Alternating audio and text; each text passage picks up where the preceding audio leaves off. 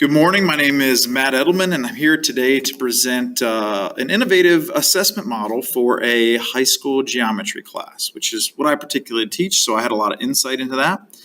And I put together a little presentation here, and I called my model the Integrated Geometry Assessment Model, or IGA for short.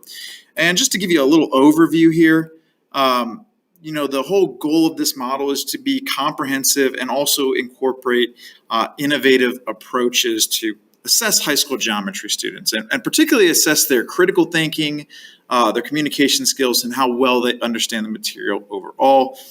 And I plan to do this by combining some of your traditional assessment methods, which you're probably familiar with some more modern technology tools. And of course, in the evolving educational landscape, we want to address a diverse group of students with these approaches.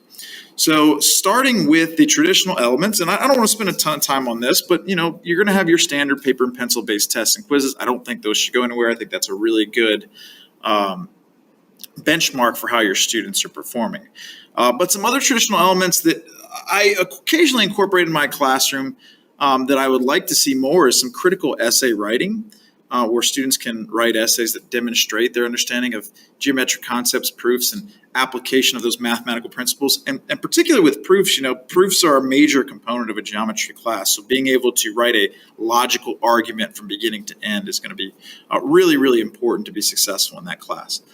Of course, periodic reflective assignments where, you always want to be reflecting, a good self-evaluator. So encouraging students to think deeply about their learning process and growth hopefully allows them to maintain their learning over the long haul. And of course, any good teacher is doing formative assessments. So keeping those continuous and checking for problems early, and just kind of identifying how your students are doing before you get to a major summative assessment. And I have some examples here just to kind of give you an idea of how I would evaluate these things, besides the paper and pencil based test. But, if I'm asking them to write an essay, I might evaluate the clarity of their explanations, their logical flow of ideas, of course, the accuracy and just overall quality. Or if you're writing at a reflective journal, you can just assess the depth of that self-reflection.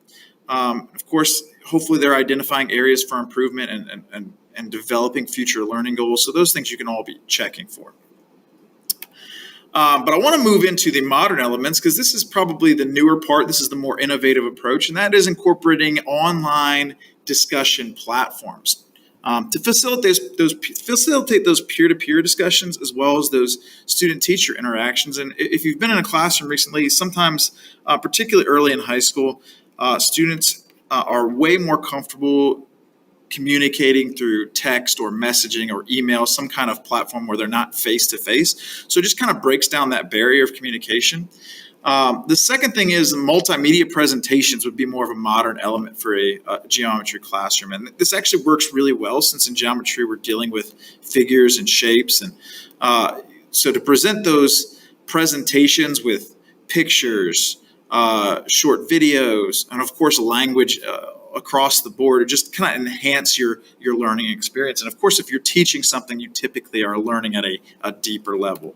So some examples of that, discussion forums. I have a Google Classroom, but Padlet's another really good platform to use. And of course, if you would post a geometry question or problem, you could evaluate students by their quality of contributions, their frequency of participation, and of course their ability to provide constructive feedback to peers, similar to how we've been doing here in this master's program in Alabama. Secondly, for the multimedia presentations, of course I'm using a Prezi here, but you could use your traditional PowerPoint, Google Slides, whatever it is.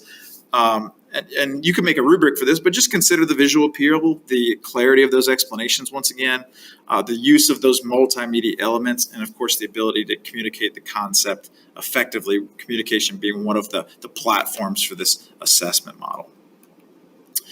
As for aligning this with learning objectives, I hit these three in my opening, but critical thinking, communications, and just building a deeper understanding is really my kind of three tiers, my kind of three building blocks for this assessment model. And so by writing those critical essays, hopefully that's promoting analytical thinking, but also critical thinking in regards to problem solving and how to construct those coherent arguments. And I'm thinking back to proofs in a geometry classroom.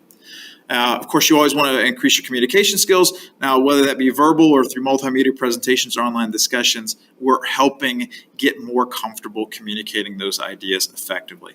And then lastly, the deeper understanding, just by doing those reflections and kind of being introspective, we want to build those deeper connections with the content. And again, here's some examples and how I would assess those. And I've kind of read through these before, but I want to point out the reflection is just kind of if you're evaluating a reflection, you're leaving that up to students. It's their reflection. So, kind of evaluating the depth. Hopefully they're identifying specific learning milestones, like what they took away from a module or a unit. And then, of course, setting future learning objectives for themselves, how to get better. Moving on to the student engagement portion, because you do want students to be engaged. You want them to be participating in class. So using active learning, of course, the multimedia presentations and online discussions allow students to actively participate. They're also catering to diverse learning styles, and it allows them to take ownership of their learning. You can also use gamified elements or games in general. And I'll give you a few examples of platforms here in a minute, but games as formative assessments, I personally love that in my class because it's fun, but it also allows me to get an idea of what students are struggling with so that I can remedy that in future lessons. And here's some examples of this. Class Dojo being able to give out badges and things like that. Quizlet's a really popular app here at my particular school. But Socrative and Kahoot, you can play games on those. You can also do exit slips on those, formative assessments on those. So really a lot of ways to get students actively involved and in ways that they want to be involved. I've kind of talked about this all along, but just the assessment criteria boiled down here into one slide. Of course, we got the critical essay writing, the multimedia presentations, the online discussions, and the reflection. And I've given some bullet points there that I've spoken about earlier in this presentation. Lastly, just final thoughts on this. It's a student-centered approach that combines the strengths of traditional assessment methods with some modern technology elements.